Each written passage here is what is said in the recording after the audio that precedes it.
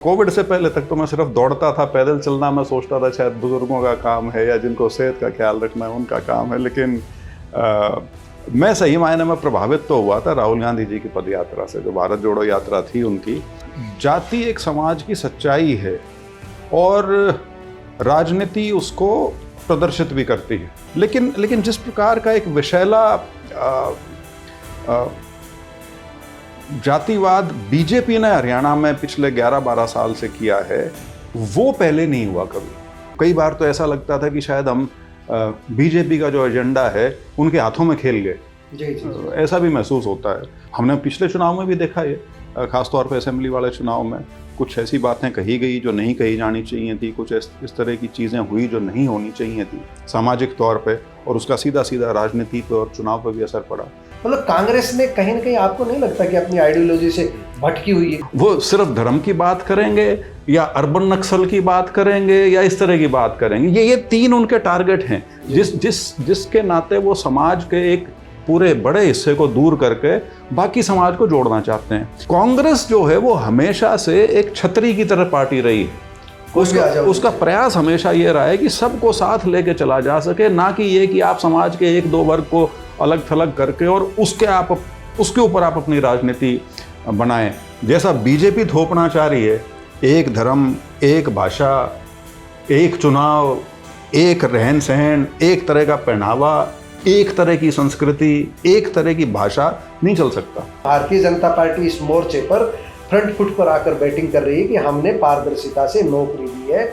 आपके पास काट क्या है उनके इस जवाब की? और इंस्टीट्यूशनल कैप्चर सिर्फ दो तरीके से हो सकता है कि आपके लोग उस इंस्टीट्यूशन के अंदर भरे जाएं और पक्के के जो हैं उनको धीरे धीरे वहां से रवाना कर दिया जाए।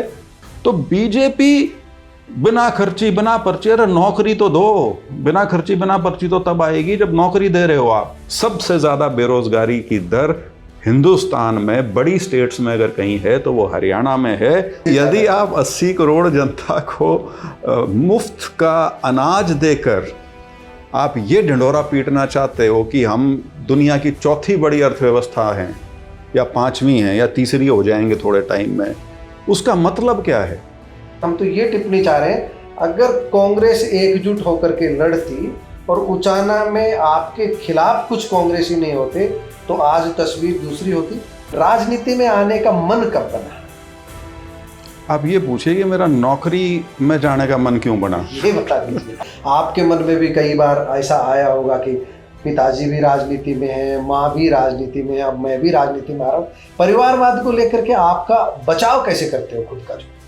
मैंने यही, हम लोकतंत्र में हैं, ये ठीक है यदि आप किसी प्रभावशाली परिवार से आते हो आपको एक एंट्री मिलेगी, लेकिन उसके बाद आपकी काबिलियत है, आपकी मेहनत है, लोगों को पसंद आए तो वो आपको आगे चलाएंगे, नहीं तो वो आपको खींच के नीचे गिरा देंगे। उनका जो नंबर 2 का नेता है उसका बेटा BCCI और ICC का बनता है, जिसका क्रिकेट से कोई दूर दूर तक का वास्ता नहीं, वो उनको नजर नहीं आता।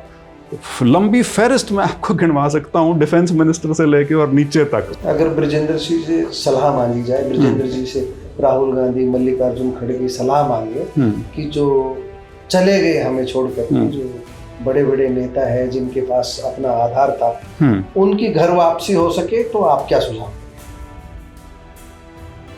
लेकिन पिछले 11 साल में जिस प्रकार से विदेश नीति चलाई गई है वो भारत की नीति ना होकर प्रधानमंत्री से जोड़ दिया गया उसको।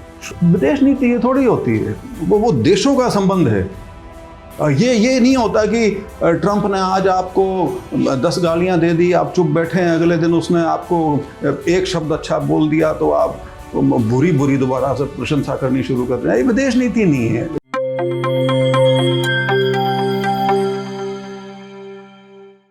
सादर अभिवादन, मैं हूं महेश कुमार वैद्य और आप देख रहे हैं NJP हरियाणा। दोस्तों, साक्षात्कार की कड़ी में आज हमारे साथ खास मेहमान हैं ब्रजेंद्र सिंह। चौधरी वीरेंद्र सिंह के बेटे हैं। चौधरी वीरेंद्र सिंह कैबिनेट मंत्री रहे, हरियाणा में केंद्र में मंत्री रहे, और ये पूर्व सांसद हैं, पूर्व IAS अधिकारी हैं, अलग अलग समय पर अलग अलग जिम्मेदारी संभाली। अभी थोड़े ही दिन पहले कांग्रेस ने इन्हें अपने विदेश विभाग का को-चेयरमैन, सह अध्यक्ष बनाया है, और आज इनसे बातचीत करने के लिए हम पहुंचे हैं नई दिल्ली इनके आवास पर। आज इनसे हम अलग अलग मुद्दों पर बात करेंगे। सबसे पहले तो जो सद्भाव यात्रा की तैयारी चल रही है उसे लेकर बात करेंगे, सद्भाव यात्रा का क्या रोड मैप है उसे लेकर बात करेंगे। ब्रजेंद्र जी, आपने समय दिया, सबसे पहले तो आपका धन्यवाद। महेश जी, आपका धन्यवाद। सीधा सीधा पहले हम सद्भाव यात्रा के बारे में जानना चाहेंगे, क्या रोड मैप है, क्या कार्य योजना है?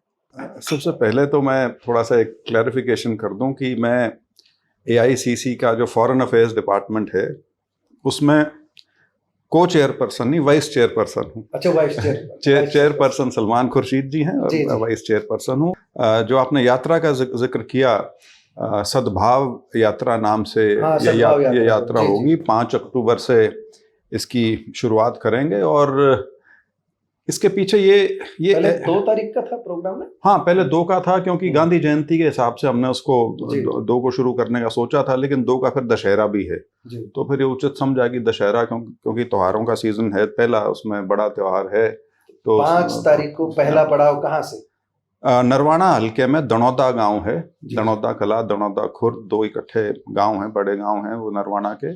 वहाँ से शुरुआत होगी और इस यात्रा का जो विचार है वो ऐसा नहीं है कि औचक एक दिन ही आ गया हो, लेकिन इतना ज़रूर है कि आज से करीब 3 महीने पहले जब सभी कुछ साथी बैठ के जब विमर्श हो रहा था कि एक प्रदेश की राजनीति में कहें जिसको सन्नाटा सा छाया हुआ है और कुछ करने की, कुछ निकलने की एक आवश्यकता है, क्योंकि लोगों में बहुत ये चर्चा का विषय था कि कांग्रेस इलेक्शन के बाद से उस सक्रिय भूमिका में नज़र नहीं आ रही जिसमें नज़र आना चाहिए था।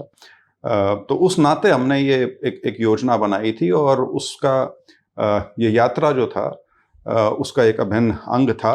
और उससे पहले हमने फिर 15 हलके चिन्हित किए शुरुआती तौर पे और उन 15 हलकों को 5 क्लस्टरों में बांट के 3-3 हलके के हिसाब से हमने अपनी मीटिंग्स करनी शुरू की। 3 मीटिंग्स हम कर चुके हैं, 2 बची हैं अभी। एक आदमपुर में है 14 तारीख को और एक उसके बाद बरवाला में 21 तारीख को और 5 तारीख यात्रा जाएगी तो पूरे हरियाणा में पूरे 90 के 90। ये शुरुआती 15 हलके हैं जी। और जैसा आपने जिक्र किया था कि कहाँ से शुरू हो रही है, तो दणौदा नरवाना से शुरू है। तो पहले 3 हलके जो हैं वो नरवाना, कलायत और सफीदों होंगे और उसके बाद वहाँ से फिर हम जींद, जुलाना और नारनौंद और उसके बाद आगे बढ़ता चला जाएगा। ये उसके बाद करीब 6 से 7 महीने पद यात्रा, विशुद्ध पद यात्रा का अभ्यास पहली बार रहेगा। पहले चले हैं पैदल? नहीं, पैदल तो बहुत चले हैं, बल्कि 2-3 साल ये कोविड से पहले तक तो मैं सिर्फ दौड़ता था। पैदल चलना मैं सोचता था शायद बुजुर्गों का काम है या जिनको सेहत का ख्याल रखना है उनका काम है, लेकिन मैं सही मायने में प्रभावित तो हुआ था राहुल गांधी जी की पद यात्रा से, जो भारत जोड़ो यात्रा थी उनकी। और जब मैंने इस यात्रा के बारे में अपना मत रखा, मेरे पिताजी थे और बाकी साथी जब थे, तो मेरी प्रेरणा वहीं से थी कि उसी टाइप का कुछ करें पूरे प्रदेश के स्तर पे, और इसी नाते पूरे 90 हलके करने का है। ये नहीं है कि किसी इलाके में जा रहे हैं। मैं आज सुबह ही कहीं चर्चा कर रहा था तो ये आया है कि कांग्रेस में जो पैरेलल जो राजनीति चलती रहती है, पहले जैसे गुटबाजी, सुरजेवाला, कुमारी सैलजा, भूपेंद्र सिंह हुड्डा, तो एक तरह से चौधरी वीरेंद्र का जो गुट था वो गुट नहीं रह गया था क्योंकि वो भाजपा में चले गए थे। उसके बाद उनकी एंट्री हुई, तो अब ऐसा माना जा रहा है कि ब्रजेंद्र जी के रूप में एक फ्रंट फुट पर बैटिंग के लिए आपको तैयार किया जा रहा है। ये यात्रा उसी का आधार है, क्या कहेंगे? नहीं, देखिए, वैसे तो हम राजनीतिक लोग हैं तो जरूर उस नाते राजनीति का क्या घटनाक्रम इसके बाद खुलेगा वो तो बाद का विषय है, लेकिन फिलहाल हमारा पूरा फोकस जो है वो इस यात्रा पे है। और क्योंकि यात्रा का जो मकसद है और जो उसका नाम भी है सद्भाव यात्रा, उसमें किसी प्रकार का द्वेष, किसी प्रकार का गुस्सा, किसी प्रकार का रोष उस नाते यात्रा नहीं है। ये जो हमारा हरियाणा का जो विश्वविख्यात एक 36 बिरादरी का भाईचारा जो है वो डगमगाए ना, क्योंकि बीजेपी ने बड़ा प्रयास किया है पिछले। डगमगाए ना, आप जैसे भविष्य काल की बात कर रहे हैं, जो मैं आपको सुनता रहा हूँ, अतीत में आपको सुनता रहा हूँ, 35-1 पर आपके मन में बहुत पीड़ा रहती है, जाट गैर जाट को लेकर के बहुत पीड़ा रहती है। आप सभ्य समाज से आते जी। हैं, पढ़े लिखे समाज से आते हैं, इस समाज में जब इस तरह की सोच की बातें होती है, कहीं ना कहीं आपको लगता नहीं है कि इसके पीछे कांग्रेस भी पलटकर सही ढंग से जवाब नहीं दे पाई और भारतीय जनता पार्टी के नेताओं ने भी इसको अपने मनमाफिक समझा इस रणनीति को? आपका क्या धारणा है? जाति विहीन समाज की जहां रचना की बात होती हो, जातिवाद को जहां बहुत बुरा माना जाता हो, वहां जाति की इतनी संकीर्ण राजनीति हरियाणा में होगी, हम तो पहली बार देख रहे हैं। आपका क्या मानना है? देखिए, मानना इसमें, मैंने ये पहले भी अपने कई इंटरव्यूज में भी कहा है कि जाति एक समाज की सच्चाई है और राजनीति उसको प्रदर्शित भी करती है। उस चीज से भागना नहीं चाहिए। उस चीज को हम सिर्फ आंख मूंद लें और ये सोचें कि ये सच्चाई नहीं है और हम इसको इग्नोर कर सकते हैं, दरकिनार कर सकते हैं, वैसा बिल्कुल संभव नहीं है।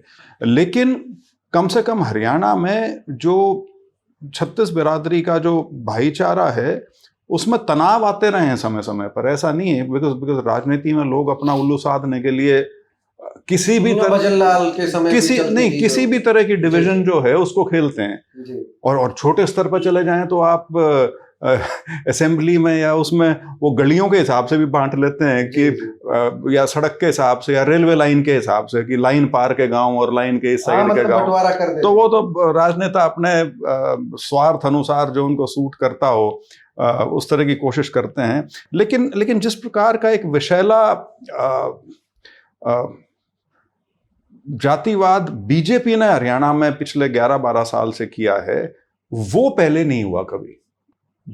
वो जातिगत राजनीति हमेशा रही है, जातिगत पार्टियां भी बन चुकी हैं, लेकिन उसमें ये नहीं था कि किसी एक या दो समाज के वर्गों को आप लांछित करके या उनके ऊपर कुछ ऐसा माहौल बना के कि सबको उनके खिलाफ करके चलो। तो उस तरह की यहाँ पे नहीं थी। बीजेपी ने उसमें बहुत भूमिका निभाई है और इसीलिए मैंने ये नहीं कहा कि भविष्य में, तो मैं उसीलिए कह रहा था कि कांग्रेस जो है ये जो भूमिका बनाने में, मान लीजिए आपकी बात को हम सही मान लेते हैं, भारतीय जनता पार्टी कामयाब हुई, कहीं ना कहीं कांग्रेस की असफलता नहीं है, कांग्रेस लोगों को नहीं बता पाई अपनी आइडियोलॉजी से परिचित नहीं करा पाई। देखिए, दोनों चीजें हैं। क्योंकि कोई भी विभाजनकारी एजेंडा जो होता है, जब उसकी, वो कहते हैं ना, जब गेंद घूमनी शुरू हो जाए, उसको किस प्रकार से काटा जाए या किस प्रकार से रोका जाए, इसके बहुत तरीके हो सकते हैं। कई बार वो बल्कि उस विभाजन को और तीखा कर देते हैं बजाय उसमें उस खाई को पाटने के।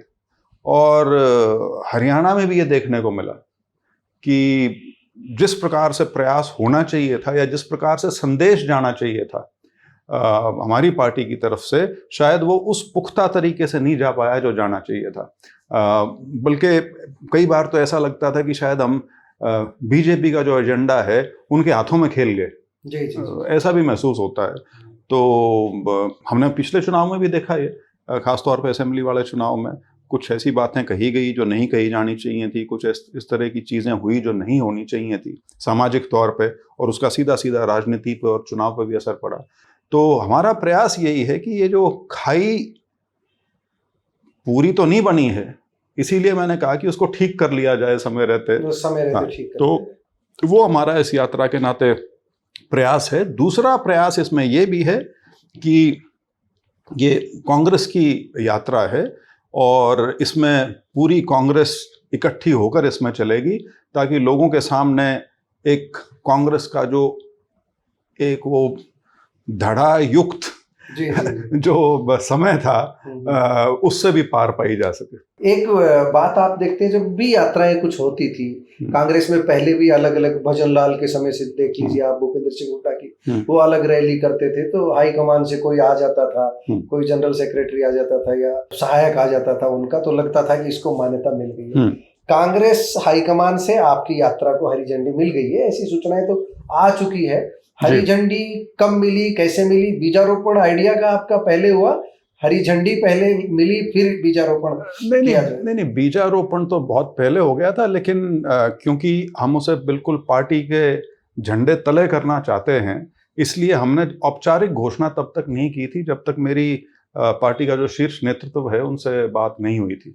और इसीलिए अगस्त के महीने में मेरी राहुल गांधी जी से बात हुई सबसे पहले। उसके बाद मैं खड़गे जी से भी मिला और केसी वेणुगोपाल जी से और हमारे जो प्रदेश के प्रभारी हैं बीके हरिप्रसाद जी से, सबसे बात करके सबकी सलाह लेके उसके बाद फिर हमने इसको औपचारिक रूप से लोगों के सामने रखा कि इस तरह से यात्रा लेके हम आ रहे हैं। अब विजनरी लीडर से हम विजनरी एक बात जानना चाह रहे हैं आइडियोलॉजी को लेकर के। अभी थोड़ी देर पहले हम एक बात कर रहे थे कि जो कांग्रेस की आइडियोलॉजी है वो ढुलमुल नजर आती है। भारतीय जनता पार्टी की देखिए हरियाणा में जब 2 भी जीते हैं तो डटे रहे अपने ठिकाने पर, 4 जीते तो 4 डटे रहे, वो भागते नहीं है। जो आपने देखा होगा बाकी क्षेत्रीय दल जो भी आया, हज का आया, उनके आदमी को कोई भी तोड़ ले जाओ, उनके विधायक को कोई भी तोड़ ले जाओ, आइडियोलॉजी के धरातल पर वो मतलब बिल्कुल बिखरे हुए हैं। उनके पास कोई आइडियोलॉजी नहीं है। तुक्का लग गया, इस पार्टी की टिकट लिया है, तुक्का लग गया, उस पार्टी की टिकट लिया है। कांग्रेस कहीं ना कहीं आपको नहीं लगता आइडियोलॉजी के स्तर पर कमजोर है? मैं आपके मित्रों से अभी चर्चा कर रहा था, एक कांग्रेस के नेता का मैं उदाहरण दे दूं जब मैं आपकी बात सुनूं। चुनाव में एक टोपी लगी हुई, मुस्लिम टोपी, तो जालीदार, वो वायरल हुई उन नेता की। अच्छा। और वो वायरल हुई तो नेता सफाई दे रहा है कि ये मेरी पुरानी फोटो है 10 साल पहले। वो मजबूती से ये नहीं कह रहा कि हमारा धर्मनिरपेक्ष ताकत है, मैं मुस्लिम टोपी भी पहनूंगा, मैं पगड़ी भी पहनूंगा, वो मैं गिरजाघर में भी जाऊंगा, वो ये नहीं कह रहा, वो बचाव कर रहा है। मतलब कांग्रेस ने कहीं ना कहीं आपको नहीं लगता कि अपनी आइडियोलॉजी से भटकी हुई है कांग्रेस? देखिए 2 चीजें जी। पहला तो ये जो आप जिक्र कर रहे हैं आइडियोलॉजिकल कंफ्यूजन जी, ये एक था। और इस सीधा धर्मनिरपेक्षता का स्टैंड था, अब धर्मनिरपेक्षता से शर्म आने लग गई, ऐसा लग रहा है। इसीलिए मैं राहुल गांधी जी की खास तौर पे जो भारत जोड़ो यात्रा थी उसने कांग्रेस का जहां तक आइडियोलॉजिकल ग्राउंडिंग है, क्लैरिटी है जी, वो दोबारा से ला कर दी। अब इसके बारे में कोई कंफ्यूजन नहीं। तो अब लग रहा है बीच में क्योंकि हम इलेक्शन हारना शुरू हो गए थे, बीजेपी का ये जो सांप्रदायिकता का नारा है उसमें उसकी तरफ लोगों का एक झुकाव हो गया था, तो शायद पार्टी को लगा हो कि ये सारा का सारा पूरे समाज का ठेका ये बीजेपी कैसे ले रही है, तो उन्होंने उसी नाते उसको खेलने की कोशिश की। लेकिन खैर दूसरा चीज ये कि जैसे मैंने कहा आइडियोलॉजिकल क्लैरिटी अब बिल्कुल है। दूसरा ये कि कांग्रेस को आप आइडियोलॉजिकल पार्टी उस तरह से ना माने जैसे बीजेपी या कम्युनिस्ट पार्टी है। वो फिक्स्ड आइडियोलॉजीज की पार्टी है। वो समाज, पूरे समाज को इकट्ठा लेकर चलने वाली आइडियोलॉजीज नहीं है। वो कहीं ना कहीं समाज के किसी वर्ग को अलग थलग करके उनकी आइडियोलॉजी एक शक्ल लेती है, एक रूप लेती है। उदाहरण के तौर पे बीजेपी है, बीजेपी नहीं बेसिकली आरएसएस है। आरएसएस की आइडियोलॉजी का सीधा सीधा बिंदु जो है वो समाज के 3 हिस्सों के प्रति उनका विरोध, उनकी घृणा और उनको नीचे करना या उनसे पार पाना किसी तरह से, ये उनकी आइडियोलॉजी का मुख्य बिंदु है और इसके इर्द गिर्द सब घूमता है। और ये 3 वर्ग हैं अल्पसंख्यकों में मुस्लिम, क्रिश्चियन और तीसरा कम्युनिस्ट। इसीलिए वो सिर्फ धर्म की बात करेंगे या अर्बन नक्सल की बात करेंगे या इस तरह की बात करेंगे, ये 3 उनके टारगेट हैं जिसके नाते वो समाज के एक पूरे बड़े हिस्से को दूर करके बाकी समाज को जोड़ना चाहते हैं। तो उस नाते वो इंक्लूसिव पार्टी नहीं है, वो एक्सक्लूजनरी पार्टी है। जी जी। कांग्रेस जो है वो हमेशा से एक छतरी की तरह पार्टी रही है। उसका प्रयास हमेशा ये रहा है कि सबको साथ लेके चला जा सके, ना कि ये कि आप समाज के 1-2 वर्ग को अलग थलग करके और उसके ऊपर आप अपनी राजनीति बनाएं। तो इसलिए कभी कभी ये भी लगता है कि जो आप कह रहे थे कि आइडियोलॉजिकल क्लैरिटी शायद नहीं रहती। मेरा ये मानना है जिस प्रकार का देश हमारा है, जितना बड़ा है, जितनी इसके अंदर डाइवर्सिटी है, विभिन्नता है, उस विभिन्नता को आप तभी समेट के रख सकते हैं जब उसमें सबको जगह दोगे। जी जी। तो उसमें एक रूप, एक स्वरूप का यदि एजेंडा है वो देर से पहले फेल हो जाएगा। मेरा पूर्ण विश्वास है, हिंदुस्तान का इतिहास गवाह है कि यहां पे एक्सक्लूसिविस्ट एजेंडा, चाहे वो औरंगजेब का हो, वो भी नहीं चला था। जैसा बीजेपी थोपना चाह रही है, एक धर्म, एक भाषा, एक चुनाव, एक रहन सहन, एक तरह का पहनावा, एक तरह की संस्कृति, एक तरह की भाषा नहीं चल सकता। अनेकता में एकता जिंदाबाद रहेगी है। ये तभी संभलेगा। जी जी। ब्रजेंद्र जी, आपने अभी आपकी बातों से मुझे पता लगा है, जैसे हम हारे वो है, हरियाणा की जनता तो जहां तक मैं समझता हूँ चुनाव जिताने के लिए तैयार बैठी थी। आपकी पार्टी के नेता ठेका लेने लग गए कि नौकरी लगवाएंगे, वो लगवाएंगे। कांग्रेस का राज रहा, पुराना राज रहा, चौटाला का राज रहा। आमतौर पर ये धारणा बनी हुई है कि नौकरियां हरियाणा में बिकती रही है। आपकी इस बारे में क्या धारणा है? भारतीय जनता पार्टी इस मोर्चे पर फ्रंट फुट पर आकर बैटिंग कर रही है कि हमने पारदर्शिता से नौकरी दी है। आपके पास काट क्या है उनके इस जवाब की? जो नौकरियां दी कितनी है ये काट है। नौकरियां दें तो जी जी। 5,000 की जगह यदि 500 नौकरियां देकर, और उसका फिर आपने कभी सुना था कि अपॉइंटमेंट लेटर्स मुख्यमंत्री या प्रधानमंत्री अपने हाथों से देते हो आयोजन करके? ये तमाशा है सारा का सारा। नौकरी, पक्की नौकरी देना बीजेपी की सोच में ही नहीं है। वो तो सुना तो ये भी नहीं था हर एक गाड़ी को इंस्टीट्यूशनल कैप्चर उनका मकसद है, और इंस्टीट्यूशनल कैप्चर सिर्फ 2 तरीके से हो सकता है कि आपके लोग उस इंस्टीट्यूशन के अंदर भरे जाएं, और पक्के के जो हैं उनको धीरे धीरे वहां से रवाना कर दिया जाए।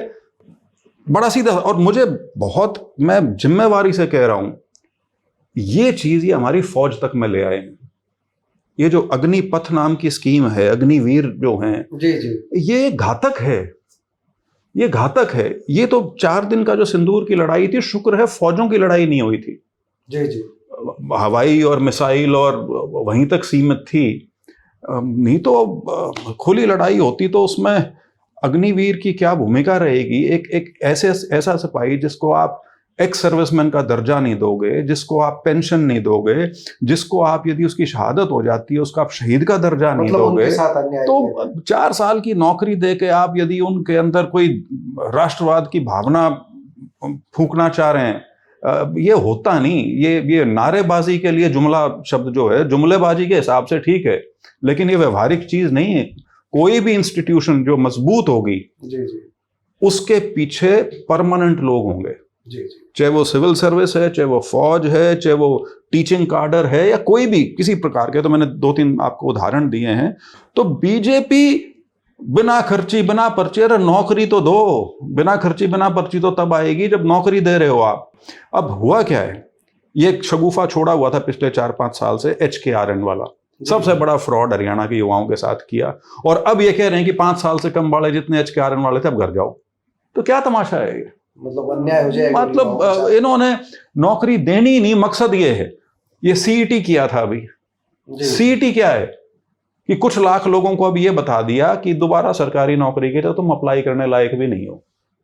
You are eliminated for good. आगे जो भी नौकरियां मिलेंगी, वो जो कुछ उनमें से 5-10% जितने भी हैं जो अब उस CET के एग्जाम में पास हुए हैं, बस उन्हीं के लिए रास्ता खुला है, बाकी सारे घर जाओ। और ये मैं नहीं कह रहा, सरकारी आंकड़े हैं केंद्र सरकार के जो पार्लियामेंट के पटल पे रखे गए थे।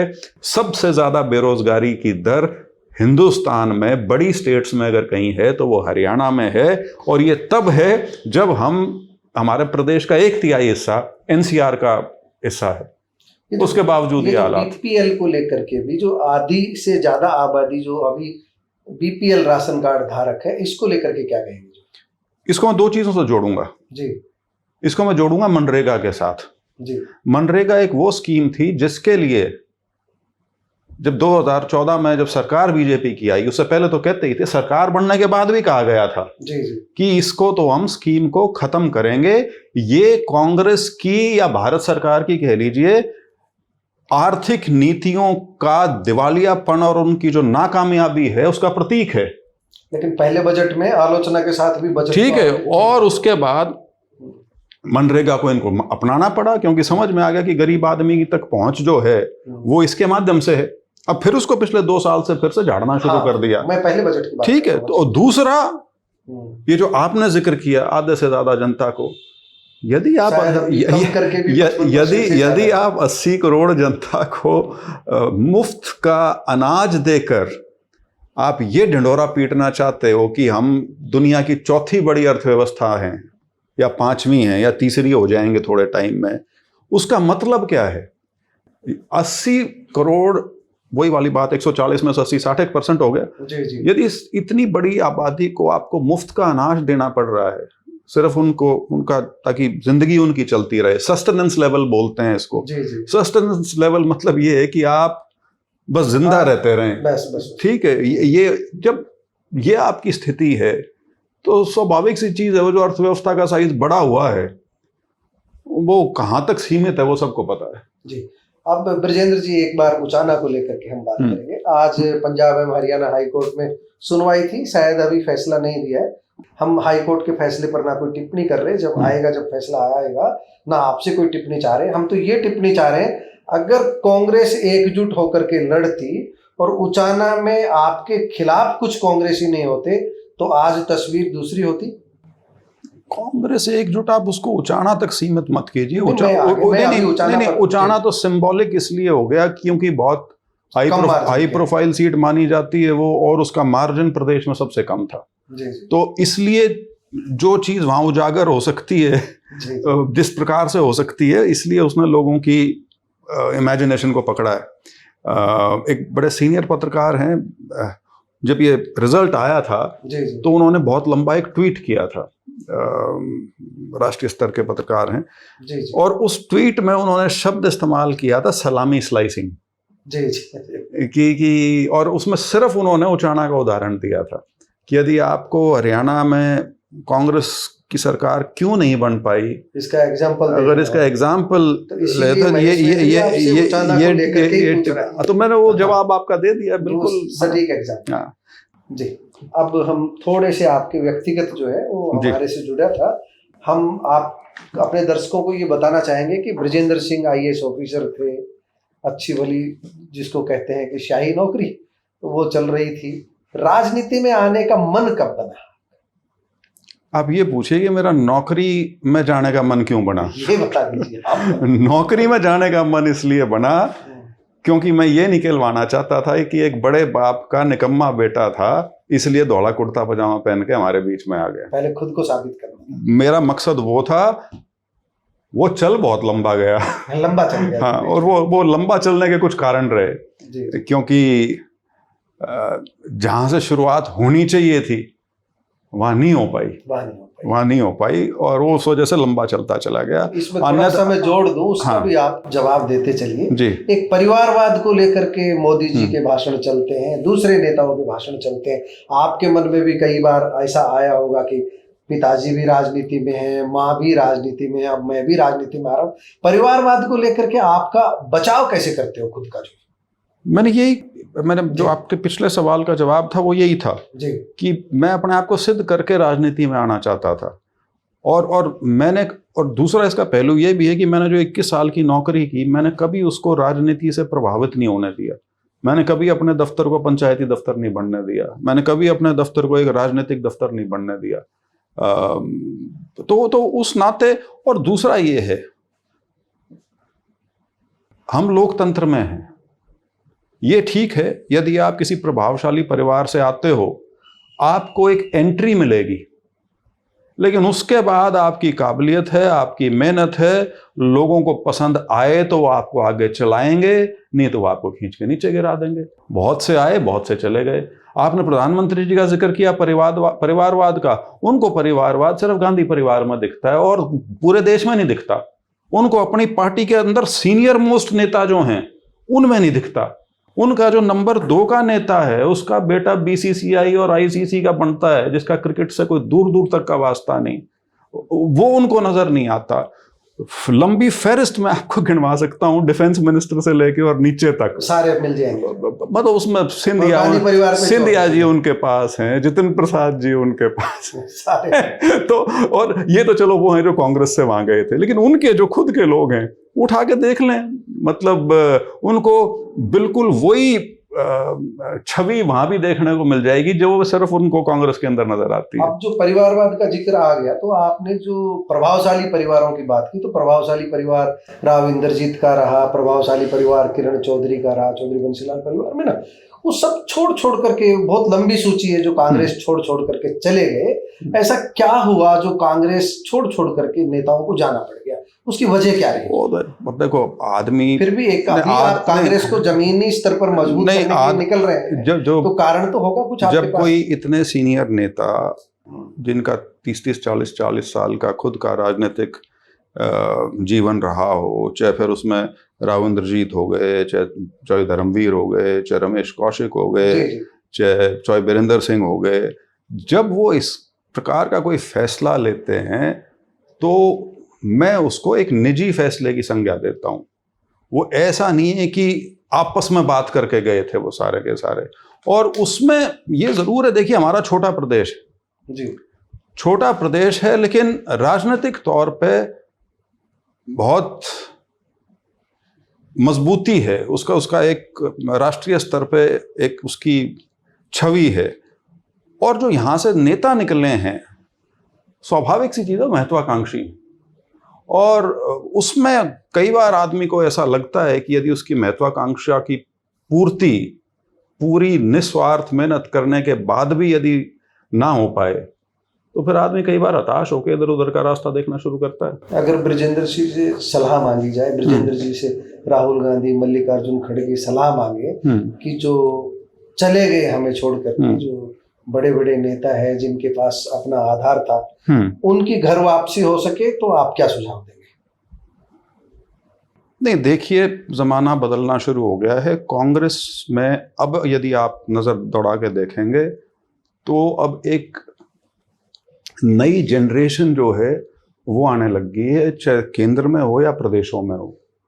तो वो पुराने वाला ढर्रा जो है वो अपने आप ही अब पीछे जाता जा रहा है। जो दशकों तक नहीं बल्कि 3-3 पीढ़ियों तक पार्टी के साथ रहे थे, उनमें से यदि कभी कोई, मैं ये नहीं कहता कि कांग्रेस को प्रयास करना चाहिए, लेकिन उनकी तरफ से यदि कोई प्रयास होता है तो कांग्रेस को अपने दरवाजे खुले रखने चाहिए। कांग्रेस के दरवाजे खुले। एक बात, चौधरी छोटू राम के नाती, बड़ा नाम है, हरियाणा में बड़ा नाम है, देश में बड़ा नाम है, किसान राजनीति में बड़ा नाम है। उनके नाम का प्रभाव, आपके पिताजी उनके नाती हैं, चौधरी वीरेंद्र को उनका लाभ मिला, आप तक, ब्रजेंद्र सिंह तक उनके नाम का लाभ, उनके काम पर कितना असर पड़ा उनके नाम का? उस परिवार से कितना लाभ? राजनीतिक तौर पे मेरे पिताजी ने कभी भी सर छोटू राम के नाम का प्रयोग नहीं किया है। मेरे पिताजी ने या हमने उनकी विरासत, जो उनका नाम और जो एक इज्जत उससे जुड़ी हुई है, उसका बोझ जरूर अपने कंधों पे उठा रखा है कि लोगों में ये कभी ना चला जाए कि ये भ्रष्ट हो गए, या इन्होंने समाज को बेच दिया, या इन्होंने किसान और कमेरे वर्ग के हितों की अनदेखी कर दी। वो कभी ना कहा जाए, ये बोझ हम कैरी करते हैं। लेकिन उनके नाम पे वोट हमने आज तक ना कभी मांगी, ना आगे कभी मांगेंगे। वो वोट की राजनीति से ऊपर हैं। किसान आंदोलन जब हुआ 2020 वाला, उसके अंदर शहीद भगत सिंह के अलावा दूसरी तस्वीर यदि कोई इस्तेमाल की गई तो सर छोटू राम की थी। और वो इसीलिए था कि आज उनको किसी एक पार्टी से जोड़ के नहीं देखा जाता। वो किसानों के हितैषी के रूप में इस पूरे इलाके में, जिसको आप उत्तर पश्चिमी भारत की संज्ञा दे लें, पश्चिमी उत्तर प्रदेश से लेकर और पाकिस्तान के पंजाब तक, तो उसमें उनकी जो एक किसान हितैषी और कमेरे वर्ग के लिए जो उनके काम थे, वो एक छवि थी, जिस वजह से उस आंदोलन में भी उनका इनाम आगे बढ़ाया गया उनके। तो ये उस नाते मैं इसको देखता हूँ। मैं कभी राजनीतिक उपयोग के नाते उनका नाम कभी नहीं देखता। ब्रजेंद्र जी, किसान राजनीति की बात चल रही है, चौधरी चरण सिंह, उसके बाद चौधरी देवराज, जो बड़े बड़े नाम थे। उसके बाद में मुझे लगता है, आप मुझे गलत साबित कर सकते हो, देश में की जो किसान राजनीति, उसमें एक शून्यता है। छत्रप तो मिल जाएंगे छोटे छोटे जिला स्तर पर, कोई प्रदेश स्तर पर, जो राष्ट्रीय स्तर पर जो हम देखें, किसान राजनीति में एक शून्य नजर आता है। आपको वो नजर आता है शून्य, और वो शून्य अगर नजर आता है तो उसकी भरपाई की कोई उम्मीद, कोई उपाय नजर आ रहा है? क्योंकि किसान की हालत आज भी कोई बहुत ज्यादा सुधरी नहीं। देखिए, वो मैं आपकी बात से सहमत हूँ। पिछले करीब 2-2.5 दशकों से सही मायने में फार्मर्स लीडरशिप जो है वो कहीं पीछे चली गई। बहुत से कारण हो सकते हैं, मैं उन कारणों में तो क्या जाऊं, लेकिन एक बहुत बड़ा कारण जो ये 1990 के दशक के बाद इकोनॉमिक रिफॉर्म शुरू हुआ और एक नए तरह का समाज हमारा उभरा, जिसमें सो कॉल्ड मिडिल क्लासेस सामने आई और शहरों की तरफ एक भगदड़ मची। सारा का सारा फोकस ऐसा प्रतीत होता है वो उस पर चला गया, क्योंकि सारे साधन, सारे प्रचार के साधन, सब कुछ उन्हीं पे फोकस्ड रहता है। वो संख्या बड़ी है, छोटी नहीं है। जी। वो काफ़ी बड़ी संख्या है। वो कुछ लोग कहते हैं शायद 30% आबादी, लेकिन वो 30% आबादी वो है जो प्रभावशाली है उस नाते। तो उसकी वजह से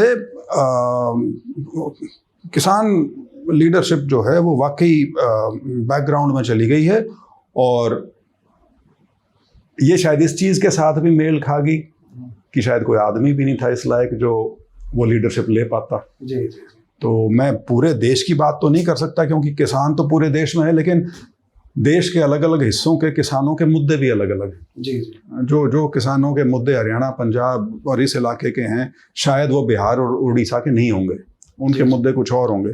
लेकिन हाँ, उस प्रकार से कोई सशक्त नेता, आपने तो चरण सिंह जी और देवीलाल जी का नाम लिया, मैं महेंद्र सिंह टिकैत जी का ही ले लूं, जबकि वो तो पार्टी पॉलिटिक्स नहीं करते थे, वैसा भी कोई नहीं उभर रहा। शरद जोशी होते थे महाराष्ट्र में, वैसा कोई नहीं उभर रहा। और उन्होंने संगठनों की राजनीति। हाँ, तो ना तो राजनीतिक पटल पे पार्टी पॉलिटिक्स के हिसाब से और ना ही संगठन के हिसाब से उस प्रकार के बड़े नेता नहीं उभर पाए, ये सत्य है। चलिए, अब हम धीरे धीरे समापन की ओर बढ़ रहे हैं। सबसे बड़ी बात यह है कि नायब सैनी सरकार 1 साल लगभग पूरा करने जा रहे हैं और आपकी यात्रा अब शुरू होने जा रही है। 5 अक्टूबर बहुत नजदीक है। निश्चित रूप से कुछ ना कुछ मुद्दे होंगे सरकार को कटघरे में खड़ा करने के लिए। किन मुद्दों पर आप नायब सैनी सरकार को घेरेंगे, किन मुद्दों पर आप सरकार को विफल मानते हैं, क्या मुद्दे लेकर के निकलेंगे?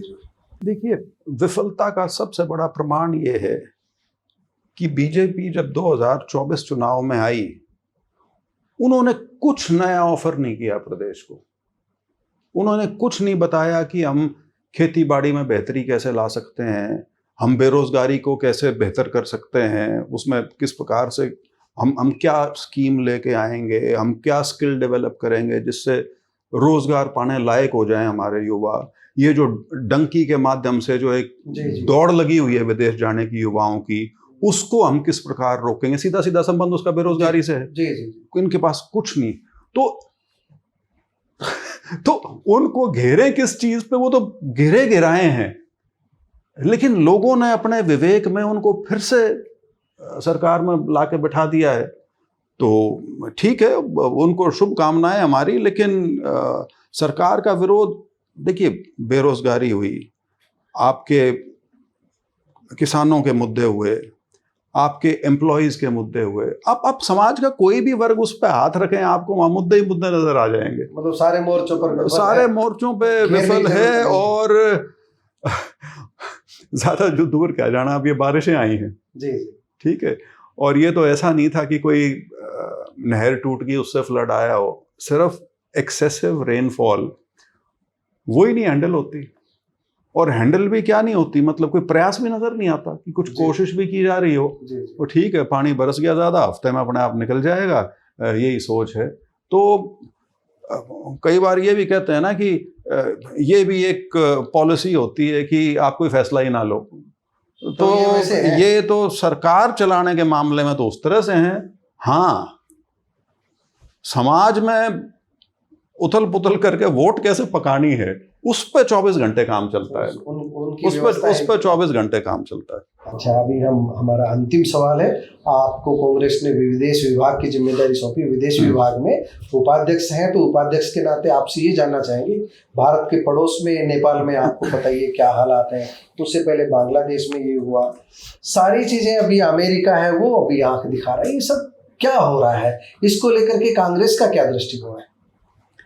देखिए, जहाँ तक विदेश नीति का सवाल है, इस देश में हमेशा जी चाहे पक्ष हो या विपक्ष हो, जी। जो देश की नीति थी वो सबको मान्य होती थी, और उसका चाहे विपक्ष भी हो विदेश में यदि जाता था तो प्रचार प्रसार करता था। जी लेकिन पिछले 11 साल में जिस प्रकार से विदेश नीति चलाई गई है, वो भारत की नीति ना होकर प्रधानमंत्री से जोड़ दिया गया उसको शुद्ध तौर पे, और उनकी दोस्ती, ये आप बड़ी बात कह रहे हैं। उन उन पहले उन देश- उनका जी। उनका निजी संबंध किसी राष्ट्राध्यक्ष से क्या है। विदेश नीति ये थोड़ी होती है, वो देशों का संबंध है। ये नहीं होता कि ट्रंप ने आज आपको 10 गालियां दे दी, आप चुप बैठे हैं, अगले दिन उसने आपको एक शब्द अच्छा बोल दिया तो आप बुरी बुरी दोबारा से प्रशंसा करनी शुरू कर रहे हैं। ये विदेश नीति नहीं है। और इसीलिए देखिए, आज के दिन मेरा बड़ा सीधा सा सवाल है, हमारे पड़ोस में कौन सा देश है जो हमारा मित्र है? आप इतने बड़े हैं उनसे, और मैं ये चीज़ सिर्फ देशों के संबंध में नहीं, मैं जीवन में कहता हूँ, जो बड़ा होता है उसका दायित्व होता है कि वो झुक के छोटे को अपने साथ ले। लेकिन इन्होंने बांग्लादेश से बिगाड़ ली। वहाँ जब अभी वो तख्ता पलट हुआ, उस तख्ता पलट में जितना विरोध उनके अपने नेताओं का था, उसके बाद यदि किसी का विरोध था तो वो हिंदुस्तान का था। जी श्रीलंका में जो हालात बने, हमारी कोई उसमें भूमिका नहीं थी, लेकिन वहां भी हमारे प्रति वो एक अजीब तरह का बर्ताव रखते थे। नेपाल में जेएनजी अब नेपाल में जो है, तो पूरा नेबरहुड जो है उसके अंदर आप कह सकते हैं एक छोटी मोटी क्रांति आने लग रही है, और ऑलमोस्ट यही पाकिस्तान में भी हो गया था। जी जी वो तो वहाँ की फौज थोड़ी मजबूत है और फौज का वहाँ पे एक होल्ड रहा है हमेशा, उन्होंने उस स्थिति को संभाल लिया। लेकिन विदेश नीति के नाते जो ऑपरेशन सिंदूर के बाद का जो घटनाक्रम है ना, जी जी इसने आपको आज के दिन चौराहे पे लाके खड़ा कर दिया है, जहाँ पे आपका कोई दोस्त नहीं है, सही मायने में कोई आपका हितैषी नहीं है। पूरी दुनिया के एक देश ने भी ये नहीं कहा कि पाकिस्तान को दोषी नहीं माना। आतंकवाद के ऊपर तो सब आपको बुरी बुरी बात कर देंगे।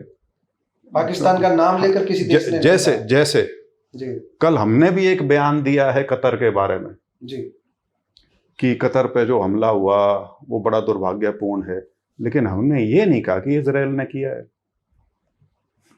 बच रहे हैं हम।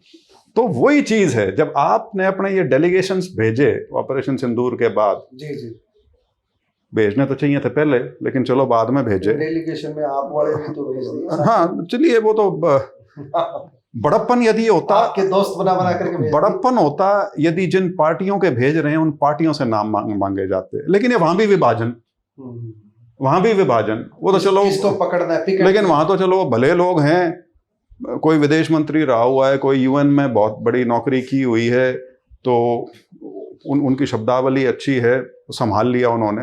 लेकिन समस्या वहां भी वही थी, वहां भी ये विभाजन करने की नियत से ही वो डेलीगेशन। खैर, जो मैं जिस बात पे आ रहा था, जी हमारे जो डेलीगेशंस गए, खास तौर पे जो मिडिल ईस्ट और नॉर्थ अफ्रीका के देशों में गए, जी जी तो हम तो उनको यही बताने गए थे सारा का सारा कि किस प्रकार से हम आतंकवाद का दंश झेल रहे हैं, और पहलगाम की दुर्घटना और इतनी बड़ी घटना हुई वहां पे। हमसे पलट के सवाल ये पूछा जाता था, गाजा पे आपका क्या स्टैंड है? और हमारे डेलीगेशन के बाद, हमारे डेलीगेशन के पास उसके बाद जवाब देने को नहीं बचा। देश के भीतर सर्वदलीय बैठक में तय हो जानी चाहिए। जवाब देने को नहीं बचा था उसके बाद कि आप एक नरसंहार की निंदा नहीं कर रहे हैं, सिर्फ इसलिए कि वो नरसंहार एक धर्म के लोगों का होने लग रहा है, जी जी जिससे आप अपनी राजनीतिक सिद्धि करते हो। तो देखिए, कनेक्टेड दुनिया है। जो आप देश के अंदर कर रहे हो, लोग आपको उससे आंकते हैं। आप ये नहीं कर सकते कि देश के अंदर तो आप कुछ कर रहे हो और बाहर जाके आप सुंदर सुंदर बातें कर रहे हो। इन दोनों का जब तक मेल ही नहीं होगा, तो आपकी एक वो जो मॉरल अथॉरिटी होती है, वो कौन सुनेगा? जी जिस समय हमारे देश के पास कोई ये 3 ट्रिलियन 4 ट्रिलियन नहीं थे, हम एक गरीब देश थे, लेकिन आपने 100 से ज्यादा देशों की ऑर्गेनाइजेशन तैयार कर ली थी जो आपकी लीडरशिप मानते थे। आज के दिन आपको नेपाल और भूटान अपना नेता नहीं मानता। जी। तो सारा हमने बिगाड़ तो लिया। अब चलिए इसको आपने अच्छा, लेकिन एक सवाल मैं आखिरी कह करके फिर गुस्ताखी कर रहा हूँ, क्योंकि हरियाणा की बात करें और हरियाणा की बात करें तो पानी का मुद्दा नहीं आए, हमारे जैसे पूछेंगे भी। बिल्कुल। जो पानी पंजाब और हरियाणा के बीच बंटवारा हुआ था अलग अलग राज्यों का इराडी ट्रिब्यूनल के हिसाब से 3.8 मिलियन एकड़ फुट पानी आना चाहिए था, लेकिन हमें SYL से पहले 1.8 मिलियन एकड़ फुट पानी मिलने लगा, लेकिन वो दक्षिण हरियाणा तक वो पानी कभी नहीं पहुंचा। हमने हांसी बुटाना बनाई, वो कानूनी पेच फंसा हुआ है। SYL का है वो कानूनी पेच फंसा हुआ है। पानी का समान बंटवारा, इक्वल डिस्ट्रीब्यूशन, बल्कि समान से भी ज्यादा कहें तो समुचित बंटवारा, वो कैसे करेंगे? आपके पास क्या रोड मैप है? कांग्रेस क्या रोड मैप नहीं, रोड मैप लोगों के बीच जाए? रोड मैप तो इसमें 50 साल से सुन रहे हैं इसमें नहीं, जी, जी। 50 साल से सुन रहे हैं, लेकिन अब तो सुप्रीम कोर्ट के जजमेंट्स हैं हरियाणा के फेवर में। सुप्रीम कोर्ट बार बार, लेकिन अब सुप्रीम कोर्ट भी क्या करे, डंडा तो चला नहीं सकती। बार बार यही अर्ज करती है इन प्रदेशों से, केंद्र सरकार के माध्यम से, कि जी आप इनको बिठाओ, बातचीत कराओ और जो फैसला कोर्ट का है उसको लागू कराओ। अब राजनीतिक विल नहीं है, ना उधर ना इधर, तो ये स्थिति यूं ही बनी हुई है।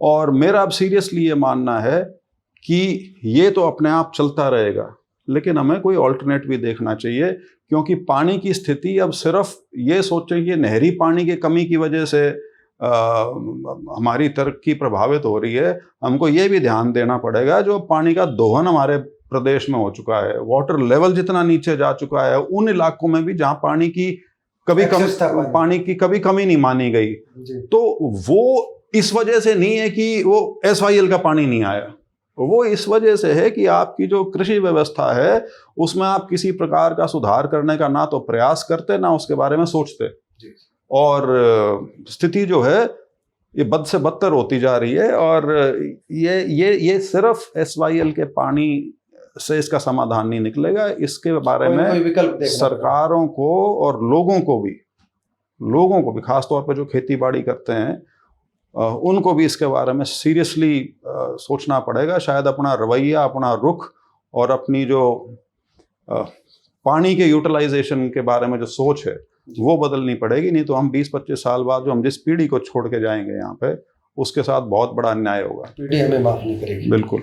आपने बृजेंद्र सिंह को सुना, हर मुद्दे पर इन्होंने बेबाकी से अपनी राय व्यक्त की है। 6 महीने की इनकी यात्रा है। आपको यात्रा के लिए शुभकामनाएं। अभी तो काफी लंबा समय है, लेकिन आपकी यात्रा के बाद एक बार फिर मुलाकात करने का प्रयास करेंगे। धन्यवाद। Thank you.